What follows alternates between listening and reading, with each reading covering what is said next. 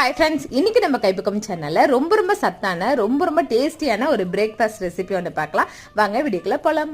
இப்போ இந்த ரெசிபிக்கு நான் வரகரிசி எடுத்து ஒரு 4 மணி நேரம் தண்ணியில் ஊற வச்சிருக்கேன். இது நல்லா களைஞ்சு அலசி எடுக்கணும், அப்பதான் அழுக்கெல்லாம் போயிடும். அதுக்கப்புறம் நம்ம ஒரு காட்டன் கிளத்துல தண்ணியில வடிச்சிட்டு ஓரளவுக்கு ட்ரை பண்ணிக்கோங்க. கொஞ்சம் ஈரம் இருக்க மாதிரி ட்ரை பண்ணிட்டு இதை மிக்ஸி ஜார்ல சேர்த்து நல்லா ஃபைன் பவுடர் அரைச்சிக்கலாம். அது கூட 4 ஏலக்காய் சேர்த்து அரைச்சிக்கலாம். இப்போ அரைச்சிட்டு வந்த இந்த மாவை கடாயில லோ ஃபிளேமா வச்சுட்டு ஒரு 10 நிமிஷம் மட்டும் வறுத்து எடுத்துக்கலாம். வாசனையா இருக்கும். இதை வறுத்து எடுத்து ஆறுனதுக்கு அப்புறம் நம்ம உப்பு தண்ணி சேர்த்த வெதுவெதுப்பான தண்ணியில இதை பிசைஞ்சுக்கலாம். புட்டு மாவு மாதிரி பிசைஞ்சு எடுத்துக்கலாம். இப்போ பாருங்க, மாவை இந்த அளவுக்கு பிசைஞ்சதுக்கு அப்புறம் இட்லி பாத்திரத்துல தண்ணி வச்சு தண்ணி ஹீட் ஆனோட இந்த பிளேட்ல டைரக்டா இந்த மாவை கொட்டி வேக வச்சுக்கோங்க. அப்படி இல்லைன்னா இந்த மாதிரி பவுல்ல சேர்த்து கூட வேக வச்சுக்கலாம்.